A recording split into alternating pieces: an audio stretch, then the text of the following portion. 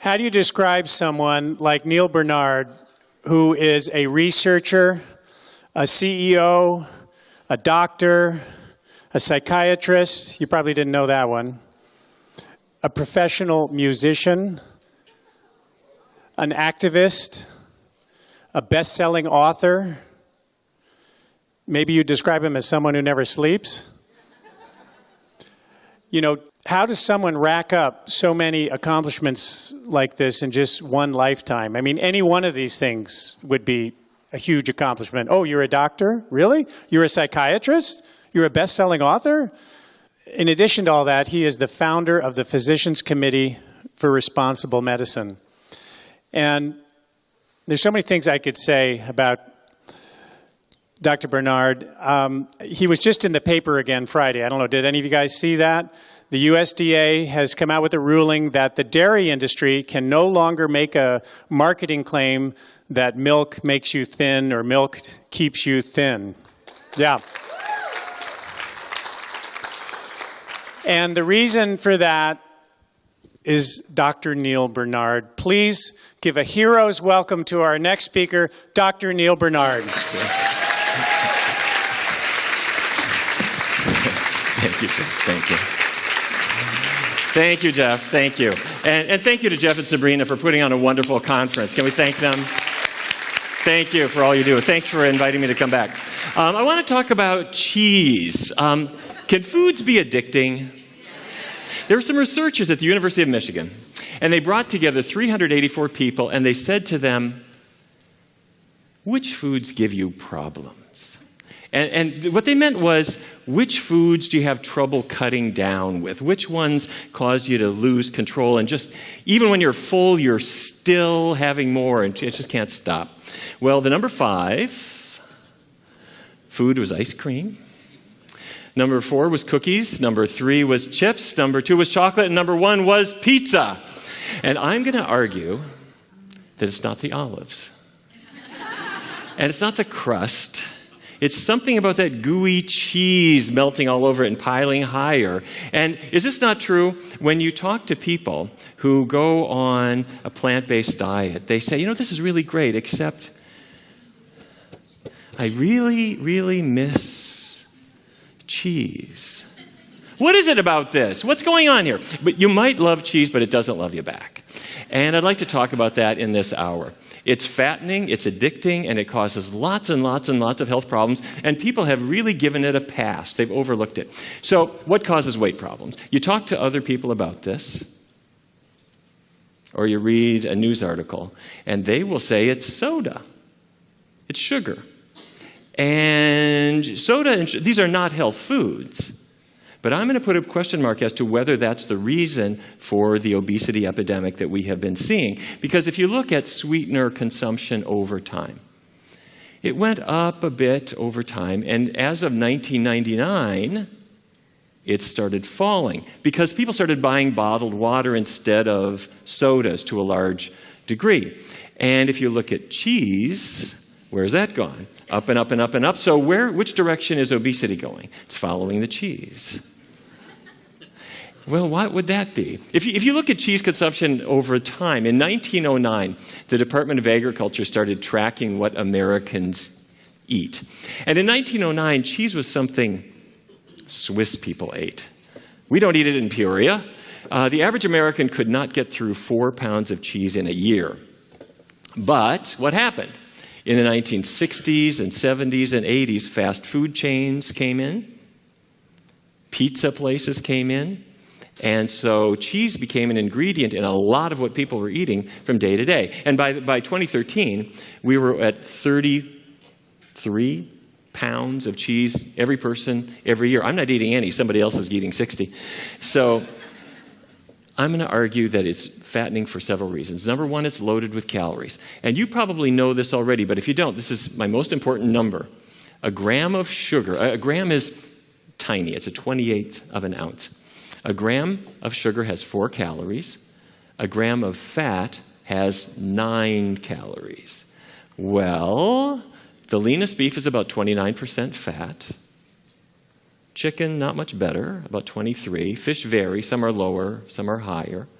But if you look at plant foods, they're pretty low in fat, which is why they're not very high in calories. So where is cheese? 70% fat. If it were any worse, it would be Vaseline. So, okay, there is Coke Zero, so you could actually have a soda without any calories at all. But is there Cheddar Zero? I don't think so. All right. So, secondly, fat in foods adds easily to your body fat. Here's what I mean. Let's say you ate a little bit too much bread. Would that go to body fat? Not really, at least not at the beginning. The carbohydrate that's in bread breaks apart, and it goes into your bloodstream, and it powers your muscle activity. It powers your brain. It's the fuel that your body runs on. Let's say I overdo it. I eat a lot more. Let's say I'm an athlete and I'm carbo loading. I'm eating lots and lots of bread and pasta. Does it go to fat? No. The reason athletes eat it, so much of it, is because it goes into their muscles and is stored as glycogen, which are batteries that you need when you're active. Also in your liver, the glycogen is stored there too. Now, theoretically, you can build fat from carbohydrate. But even if you ate the entire loaf of bread and it was more than you needed and your glycogen stores were all filled, if you made fat from it, even that, to make bread into fat is hard for your body. And it uses up about 25% or so of its calories just to try to make it. Now, on the other hand, cheese can go very easily to fat because it's already fat. It doesn't really require much of any conversion. You eat it, it goes into your blood, stores as fat. Very simple. Okay? Number 3. Fat slows your metabolism. Here's what I mean. This is a muscle cell. And the reason I'm showing you a muscle cell is you hear people say, don't lose your muscle mass. Your muscles are your calorie burners. You know what I'm talking about? Okay. So inside your muscles are mitochondria. Do you remember the mitochondria from high school biology? Those are your calorie burners. You have a lot of them. But you also have little bits of fat. Now, doctors hate words like fat because it only has one syllable, so we'll call it intramyocellular lipid, but it's fat inside your cell, and if you ate a little bit too much chicken fat or beef fat or Velveeta or fryer grease for that matter, the fat builds up inside your cell.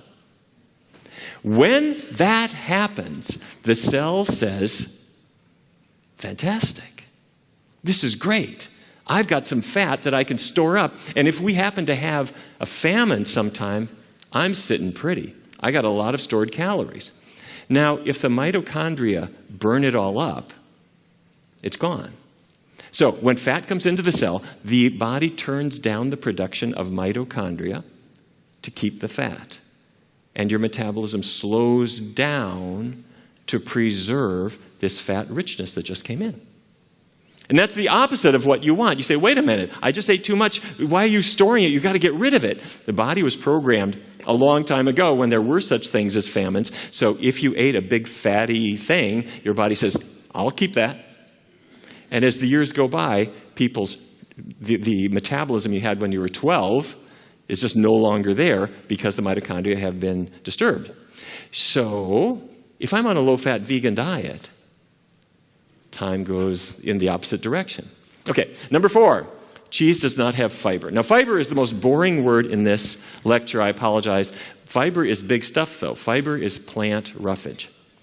It has effectively no calories. And so when I eat high-fiber foods, it fills you up, makes you think you've eaten a lot of foods, but the fact is you haven't really eaten very much. So fiber tricks the brain into thinking you ate a huge amount of food. But Velveeta it's not a plant. It has no fiber at all, so every last calorie in it you get, okay? So here's the fiber.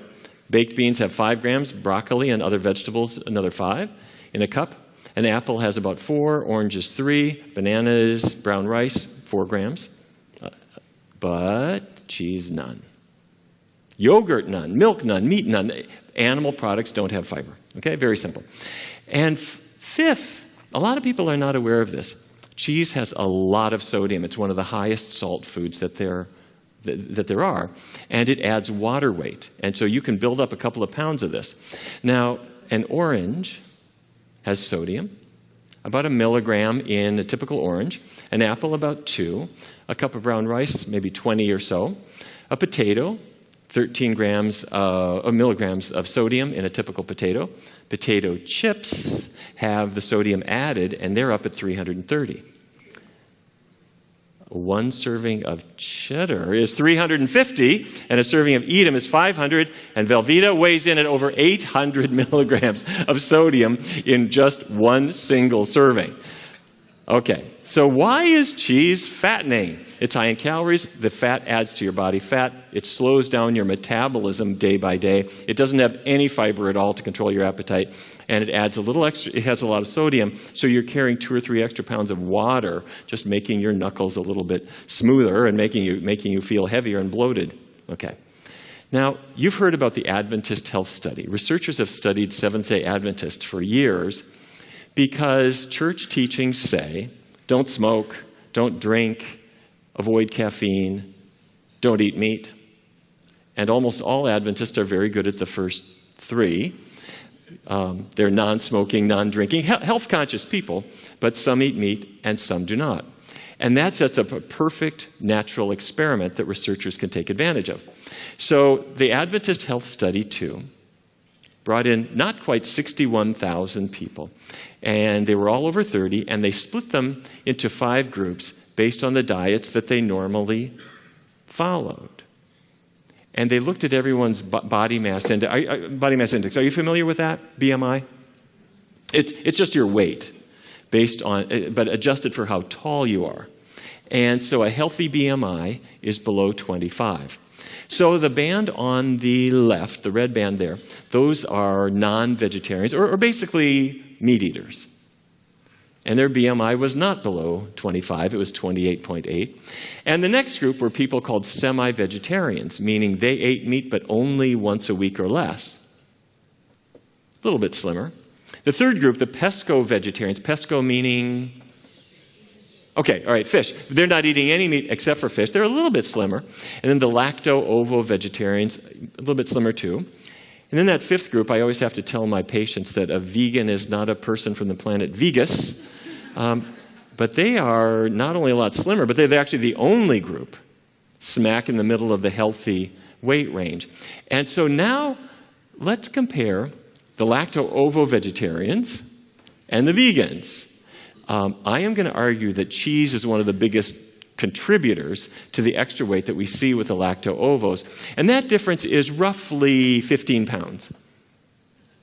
Make sense? Okay. So what the heck is cheese? Well, you start with milk. This is from Widmer's cheese factory in Teresa, Wisconsin. The milk comes in the morning, and they pour it in this big tub, and then they add some bacteria. And that gives it that kind of funky smell because it's fermenting the sugars that are in the milk, the lactose sugar.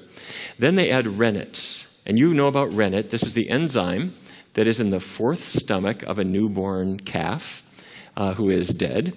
And you remove the rennet enzymes and plunk that in as well. Although, incidentally, that's a rather expensive and cumbersome source, so almost all rennet now in most factories is a genetically modified product that's used. But at the traditional places like Widmer's, they pride themselves on still using the calf. So then it coagulates and they drain out all the whey, which is this mixture of water and lactose and some other things. And then they start to squeeze out the extra water, and then you're left with cheese. And you add some salt to the top. And what you have done with this process is taken liquid milk and made it solid. That increases the calories, concentrates the protein, increases the cholesterol and fat, and greatly increases the sodium. So, why do I get hooked on this? Why do people love this stuff? Well, I'm going to argue it's 3 things. People like salty things. They like fatty things. And there's something called casomorphins in the cheese. I want to tell you about all this stuff. So salt is added in quite liberal quantities as cheese is made, and that's to kill the or stop the bacteria from continuing to ferment it into mush. So they throw a lot of salt in, and that kind of makes everything stop, and it adds a flavor that people like. The greasiness everybody is aware of when you're washing your hands after eating pizza, that dairy fat is all over your fingers. And I am going to argue that people like the combination of fatty, salty. It's why we like French fries and potato chips. But casomorphins are interesting. They are opiates. Have you heard of these? These are opiates. When I say opiates, I mean that they are in the same chemical class as heroin, or morphine, or Demerol, or any kind of narcotic painkiller. But they form as the casein protein is broken down in digestion. A typical protein is a string of beads. You look at it under a powerful microscope. There's all these little amino acid molecules joined one to the next, to the next, to the next, to the next. And you swallow this, and your digestive enzymes break it apart. And the individual beads go into your blood, and your body takes them, the amino acids, and makes new protein. Except dairy doesn't work that way. The casein molecule does give you some individual amino acids, but it also gives you these little strings. This will not be on the test. These little strings of 4, 5, 7 amino acids. They are biologically active. They go from the digestive tract into the blood. They pass the blood-brain barrier. They attach to the very same brain receptors that heroin would attach to. What are they doing there? These are casomorphins, casein-derived morphine-like compounds. I am going to argue that they are there because nature does not want to leave anything to chance. Baby calf says, "Hey, Mom, I don't think I'm going to nurse today. I'm going to go off into the woods with my friends. I'll see you on Thursday." Or if a human baby, didn't like to nurse and turned away from the breast, that baby's not going to thrive. So when the body makes milk, it puts protein into it and water and some sugars in the form of lactose, some fat, some hormones, and a little bit of feel-good. Have you ever looked at the face of a nursing baby? They are so intent, and then they collapse into this slumber. And we say, isn't the mother-infant bond a beautiful thing? You just drugged the kid. So, anyway, I am arguing that this is part of the biological substrate of the mother-infant bond. And, of course, nature said, don't worry, all mammals are weaned. You know, once you no longer need breast milk and you can eat on your own, you're not going to have milk. Humans are so creative that we figured out you never have to be weaned. And you can get casomorphins all your life in enormous quantities. And that's what it's all about. Making sense? Okay, so this is morphiseptin. This casomorphin has about 1/10 the receptor binding power of pure morphine, meaning goes to the brain, attaches, gives you a little bit of feel-good. I think I'll have some more of this, okay? Now, what I have just told you is not secret. The dairy industry has known all about this, and they've done the research on it, and they want to take advantage of it. So, working with the U.S. government, the dairy industry has decided to get people hooked on cheese. I want to share with you some slides. These are not my slides. I got these from through the Freedom of Information Act from the U.S. government. In the year 2000, the U.S. government, working with Dairy Management, Inc., held something called the Cheese Forum. And they wanted to unleash an interesting plan. Can we trigger the crave? Here's what they mean. They decided you could call some people cheese cravers, and others were enhancers. The enhancers, that's a person who takes a little bit of cheese and puts it on your salad. We don't want you. A craver opens up the refrigerator door, breaks off a big chunk of cheese, and stuffs it in their mouth and piles it all over their pizza, and that person can double or triple their cheese intake depending on how you do your marketing. That's the group we want. And that's who the government, again, these are not my slides. These are U.S. government slides. This is exactly what they decided to do. So what do we want our integrated marketing program to do? We want to trigger cheese craving. How do we do that? You don't go to every little ma and pa restaurant down the block and say, would you please feature cheese? If you could get it in front of people, they might get hooked on this. That would take forever. What the government did was very smart. Fast food chains make decisions from their central headquarters, and those decisions affect every community in America, what's available. So the US government made a contract with Wendy's, which I can show you if you want to see it. And they marketed something called the Wendy's Cheddar Lovers Bacon Cheeseburger, and as a government program. And it sold 2.25 million pounds of cheese just during the promotional activity. This is good. Really easy, one contract, and I am selling cheese like crazy. So they then worked with Subway, which had 2 sandwiches that didn't include cheese. They fixed that. They worked with Pizza Hut to make the ultimate cheese pizza, which has an entire pound of cheese on 1 serving. Burger King, Taco Bell, they put a hat on you that says, the power of cheese. And they would say, okay, when people go through the drive-thru, don't just say, welcome to Taco Bell. Say, would you like to try a quesadilla today? Use the power of suggestion at every opportunity and make sure that cheese is on every item on the menu. Now, I am going to argue, by the way, don't get paranoid. This is the way the government works. This is what they do. They are working with industry to promote American agricultural products, and the health consequences which flow from this are completely secondary in their mind. Okay, now I'm going to argue that just because something is fattening is not necessarily worrisome. Lard is fattening. I mean, it's got 9 calories in every gram. It's very, very fattening, but who wants it? People don't eat a huge amount of lard. And I'm going to argue that if something is addicting, that's not necessarily a problem. Coffee is addicting. Tea it's got caffeine, but that's not necessarily good, but it's not going to make you weigh 1 million pounds. But if something is fattening and addicting, like cheese, now we're talking about a major contribution to obesity. Well, what about health problems? Let's talk about a few. This is Catherine Lawrence. Some of you may know Catherine. Catherine is one of our Food for Life instructors, and I got to know Catherine because she grew up in Louisiana.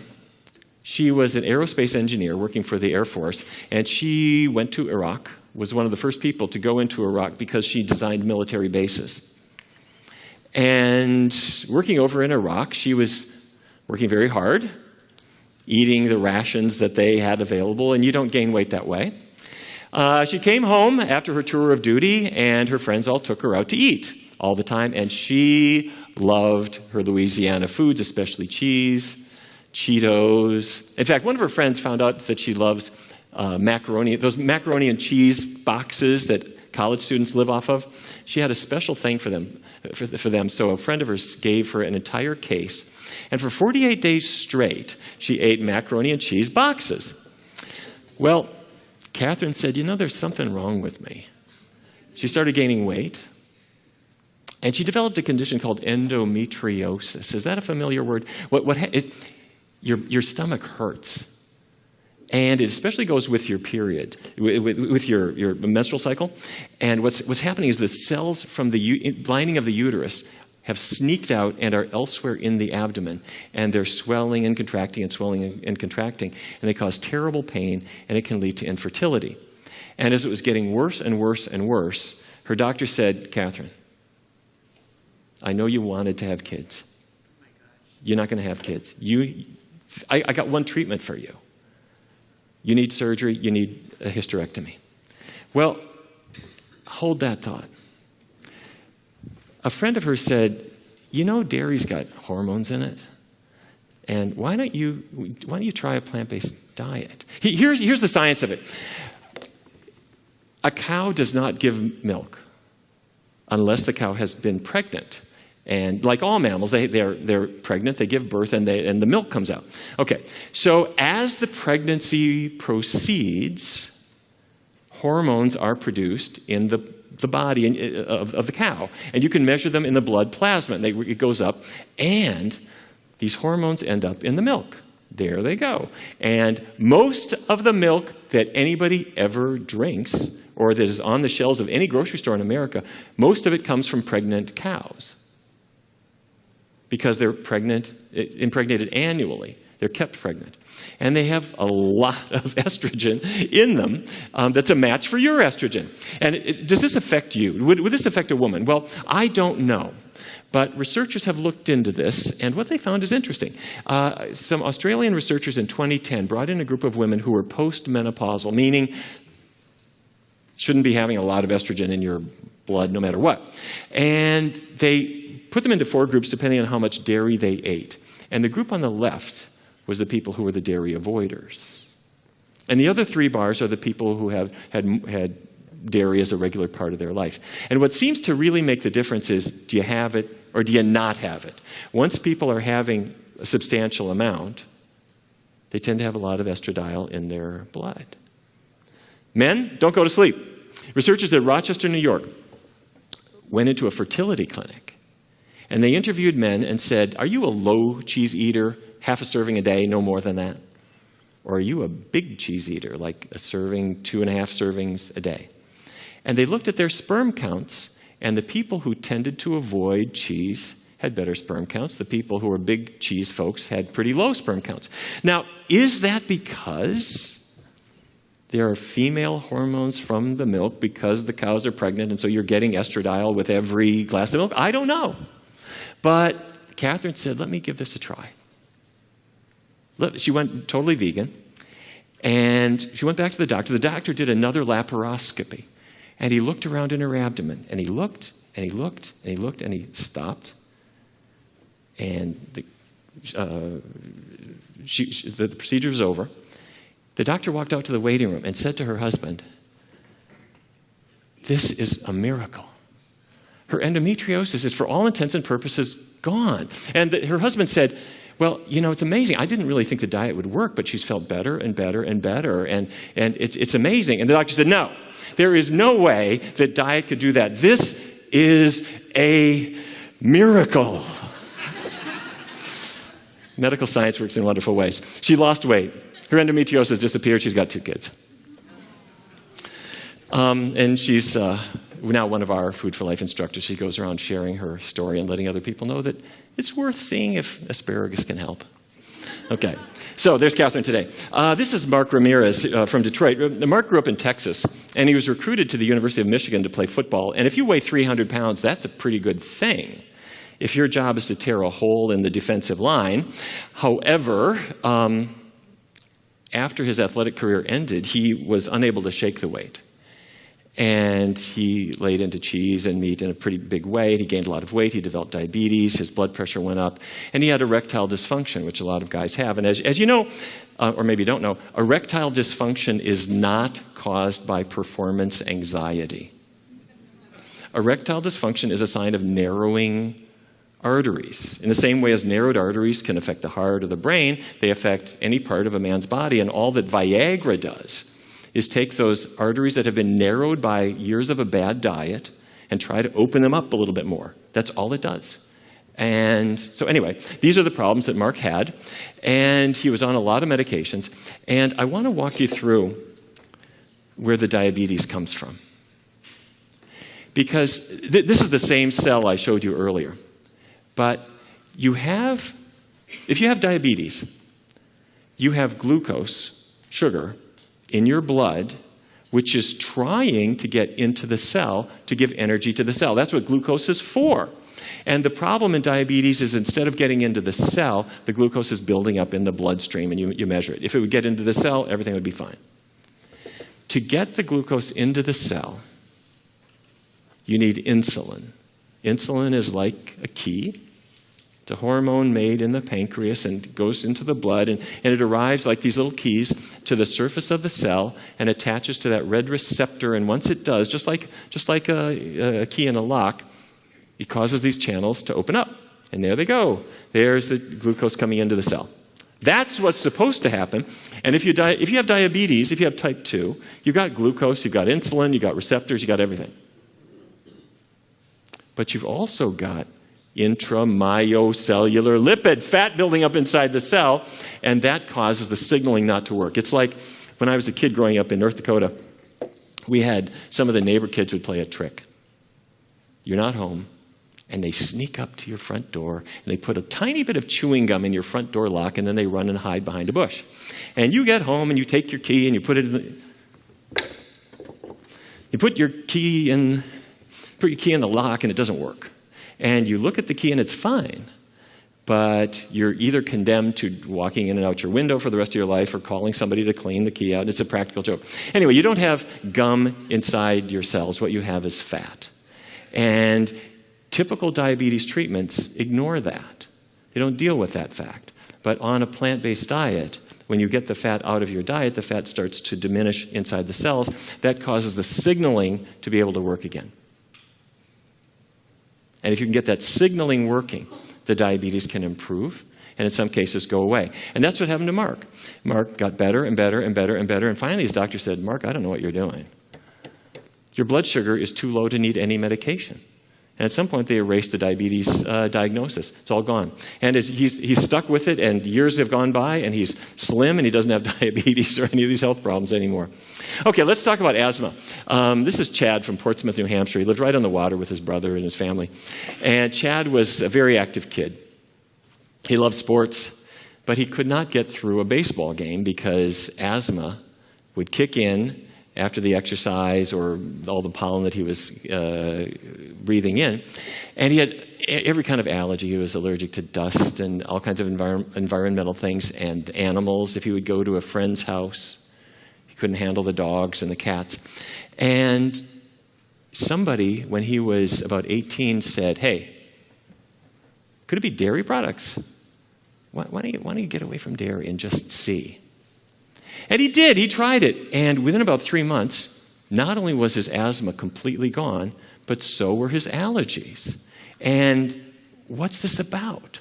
Somehow, avoiding these antigens from dairy made his body react in a different way. So scientists have looked into this question. Could dairy products actually contribute to asthma?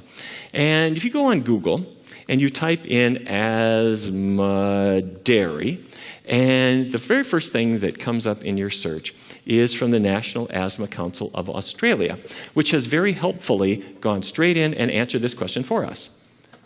Dairy foods have often been suggested as a common trigger for asthma. But there's little scientific evidence to support this myth. And unfortunately, most Australians are missing out on the health benefits that come from consuming milk, cheese, and yogurt, as they don't include enough dairy foods in their diet. Wait a minute. This is starting to smell a little bit funny, isn't it? So I'm going to click on this website and see who sponsors them. And Dairy Australia is one of 6 sponsors, and the other 5 are drug companies.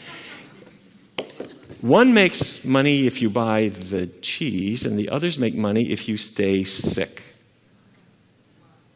So I looked at the report that they had quoted. They gave references to the studies that supposedly show that it doesn't work. And they weren't very big studies, but I looked at one. One was from New York University in 1991. Had 11 adults. They all had asthma, and they drank either whole milk, skim milk, or water. And what they showed is if they drank whole milk, their ability to have gases pass through their lungs got progressively worse from the milk. And they thought it had to do perhaps with the fatty milk. So cheese would even be worse. Then there was a UK study from the United Kingdom. It was kids. They were between 3 and 14 years of age, and they gave them a milk and egg-free diet for 8 weeks. And the way you test this, if you know anybody who has asthma, if you have it yourself, you try to see if the kid can breathe out, if they can have good expiratory flow, because that's what tends to go bad. And what they showed is that if they went egg and dairy free, their ability to breathe out was much, much, much better. It really helped them clear up. Now, this was a study that went over 8 weeks, and it just so happened that Easter was in the middle of that period. So they went to the chocolate factory and said, "Okay, do you have non-dairy bunnies for us?" Which they did. And these kids got a lot better. Bottom line is I couldn't find evidence that set this aside. People haven't really looked at it very much at all because no one's making money if you stop consuming milk. But all the evidence I have seen and lots of individual cases have suggested probably worth trying. So there's Chad. Chad's allergy-free, asthma-free. He's got a dog now. He's not allergic to his dog or anybody else's, and he's been working with Ruby Cooking School, which some of you know. They have a terrific program called Culinary RX, where doctors can say, let's guide you into using this nutritional technique to see if you can't get better. Migraine headaches. A lot of people have migraine headaches, unfortunately. This is Lauren. Lauren was an attorney. She was 23 years old, and in law school, one day, her vision started to narrow, and she got this intense sledgehammer on half of her head, and she was sick, nauseated, and vomiting. And she was not surprised. because she had a family member who had exactly the same symptoms, and this is a migraine. The word comes from hemicrania, a Greek word that means half your brain, half your head, because it's often a one-sided headache.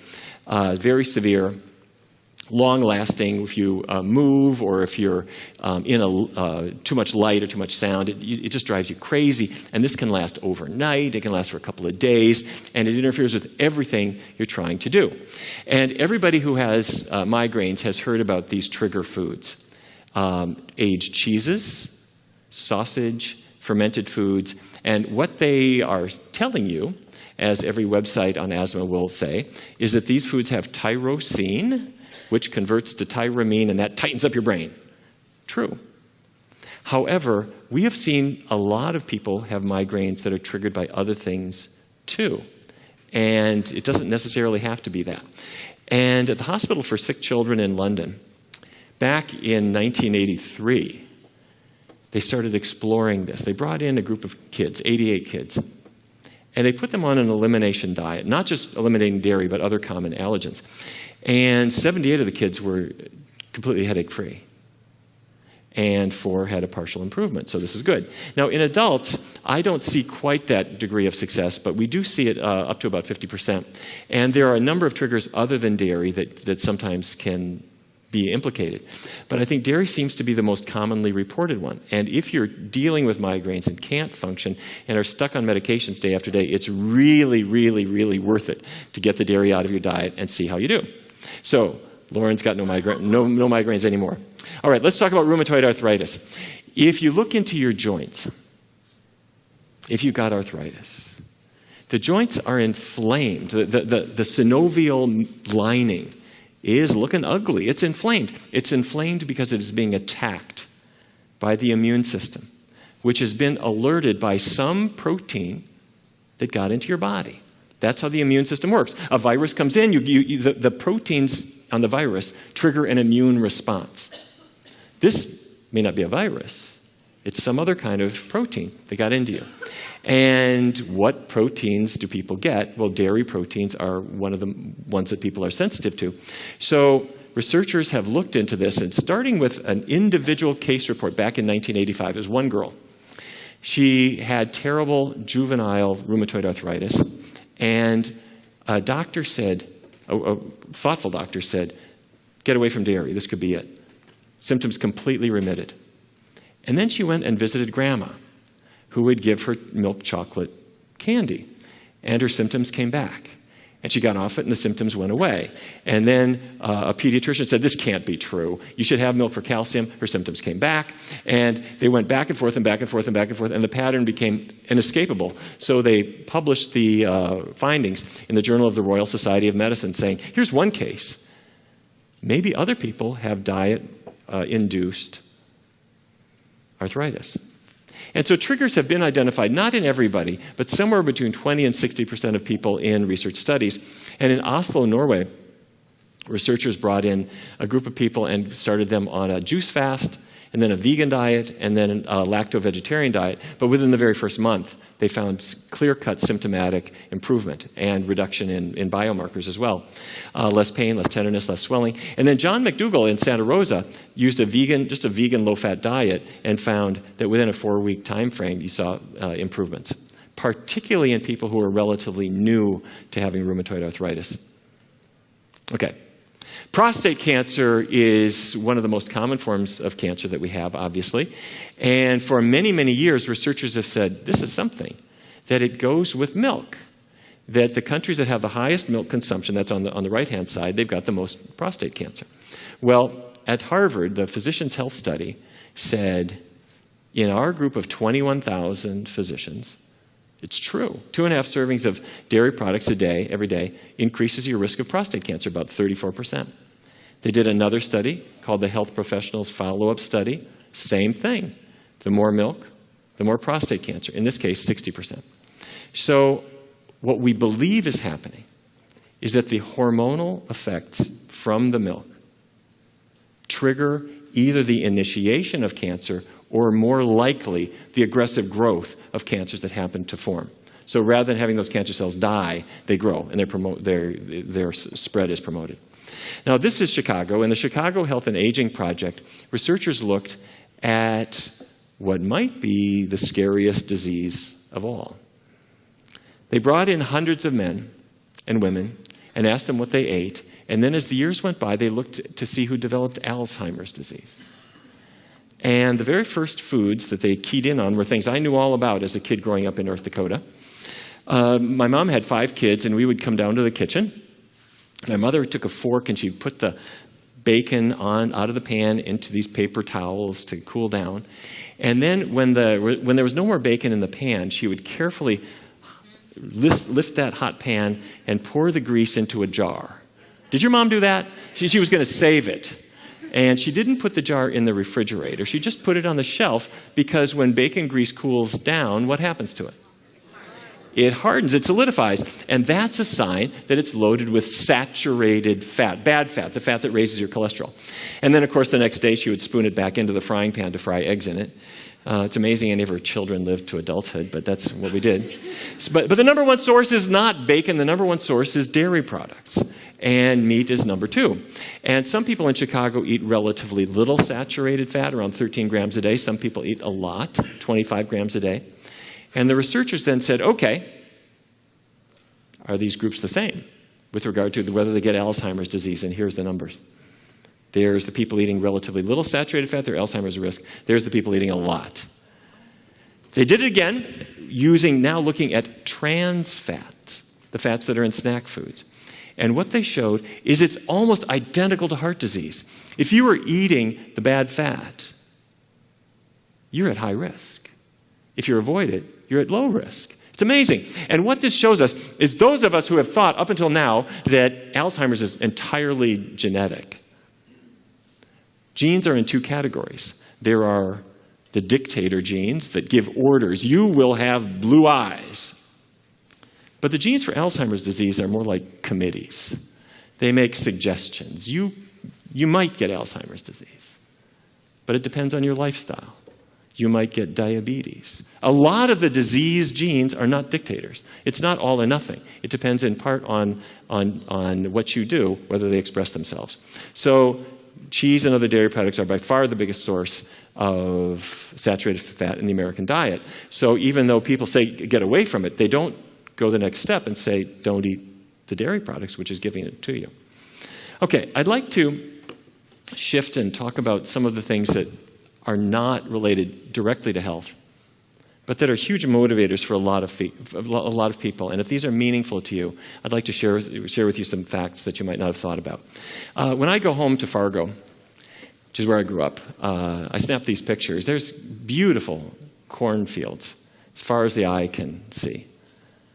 Identical plants, genetically modified corn that no human is ever going to consume. That's for cows and pigs and chickens.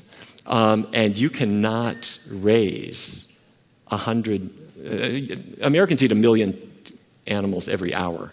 You can't raise that much feed without fertilizer and irrigation and so forth. And if you're going to irrigate, it uses up a lot of water. And here are the numbers. If you brush your teeth and leave the water running the whole time, you could run as much of a gallon as maybe a gallon of water.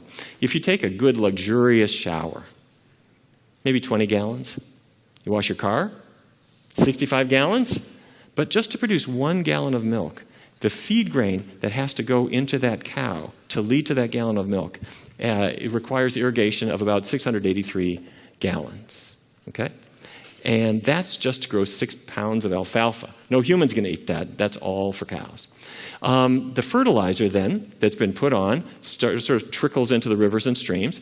The nitrogen and the phosphorus goes down the river. That causes an algae overgrowth, and other life forms are killed. And if you look at the very bottom of the Mississippi, where all that water comes down, below Louisiana and Texas, there is a dead zone that is as big as the state of New Jersey. And that's primarily because we are using fertilizers to grow things for animals to eat so that we can eat a little bit of food that you get from the animal. Okay? Now, climate change, I don't need to tell you. This was controversial 5 years ago. It's no longer controversial. Everybody knows that belching cows produce methane. By the way, it comes out this way, through their mouth. Their stomach is ruminating, making the methane, and they're just belching it out.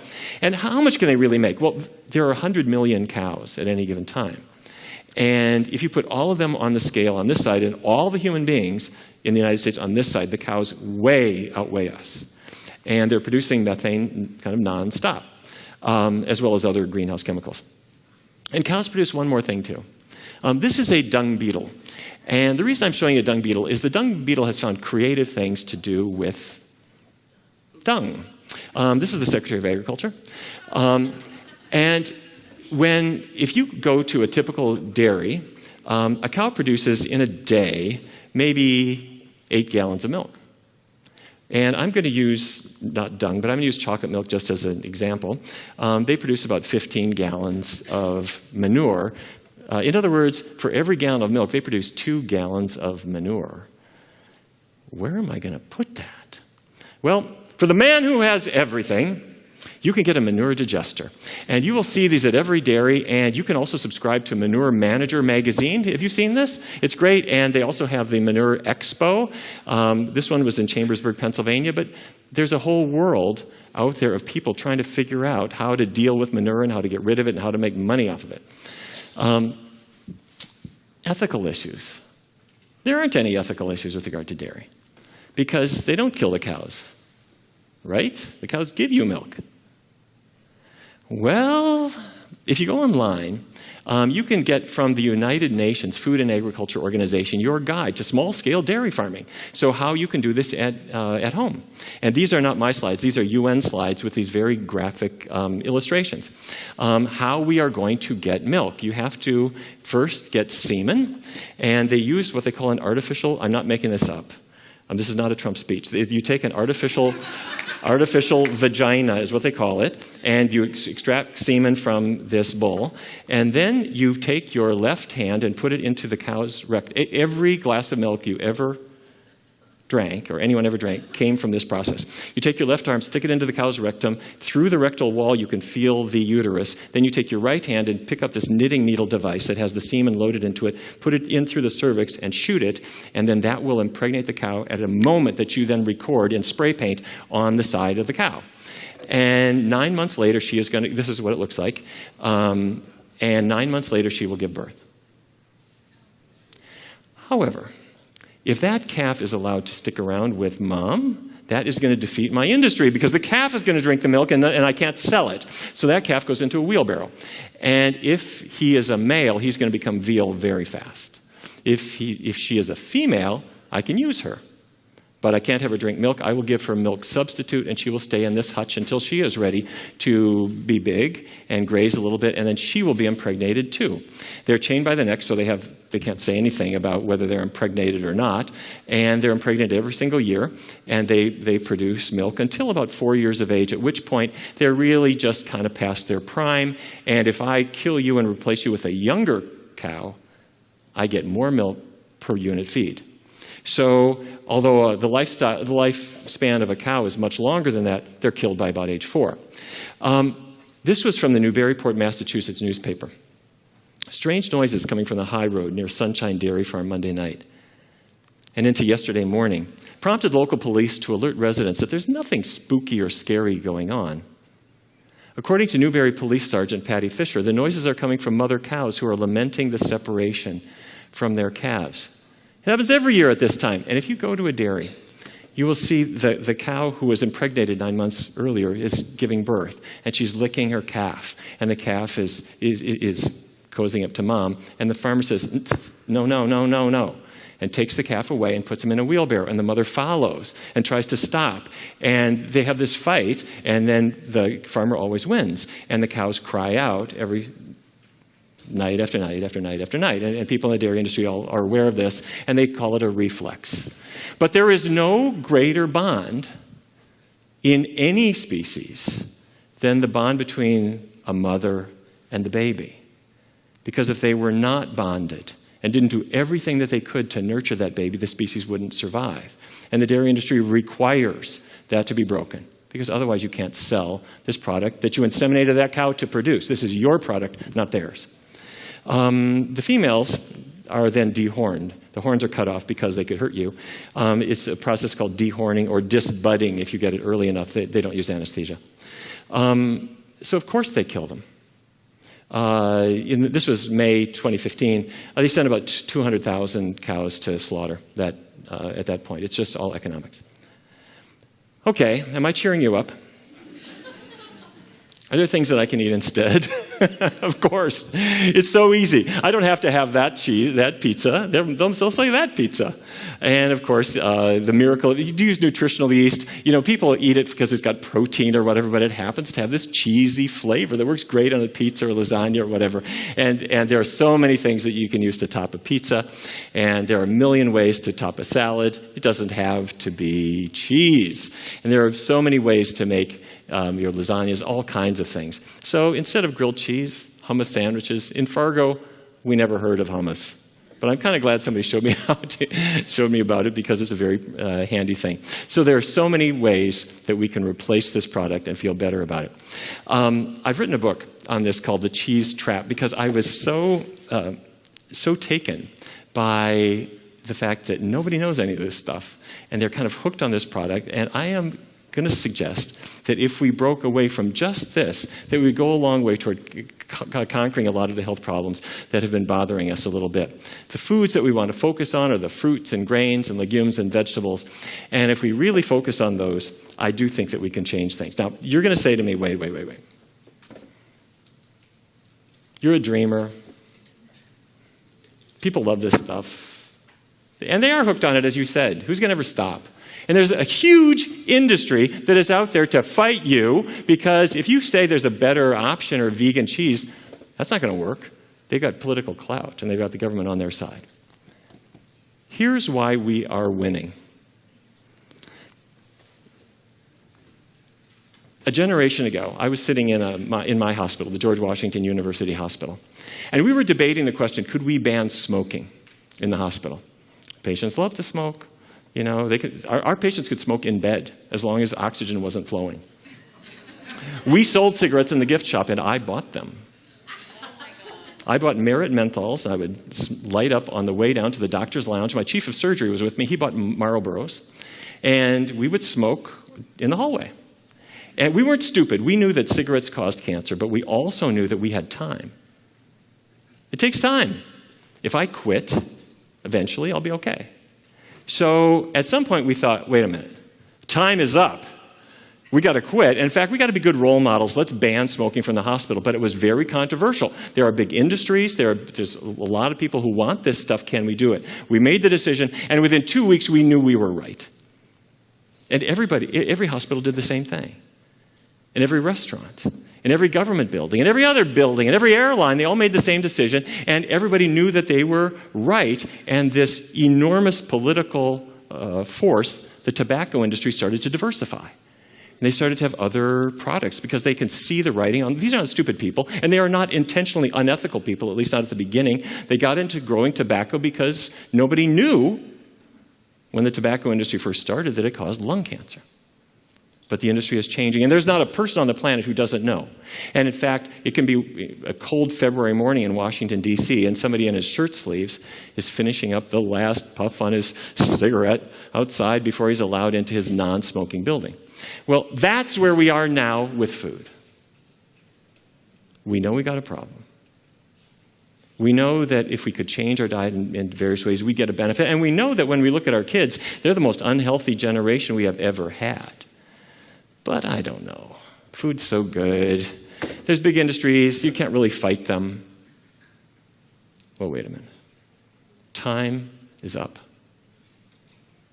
Time is up. We have to make some changes. And the way to make these changes is not to waggle our finger and make people feel guilty.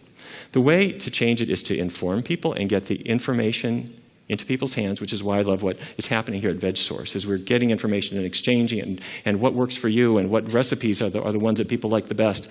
And then you have fun with it. Chef AJ is a master at this. You can have fun with food and fun with tastes. And there are kind of ridiculous things about food, too. And there are some cool recipes, cool products, cool websites, cool books. And when you find these things, you share it around, and it's not deprivation. It's an adventure. And people feel liberated to find things that they didn't know that they can take advantage of. And I am convinced that one February morning, not too long from now, there will be a man shivering outside his building in Washington, D.C., having the last bite off his chicken wing before he's allowed into his vegan building. And that's the day I want to see come. Thanks very much. Thanks a lot. Have a great lunch. We'll see you this afternoon. Thank you.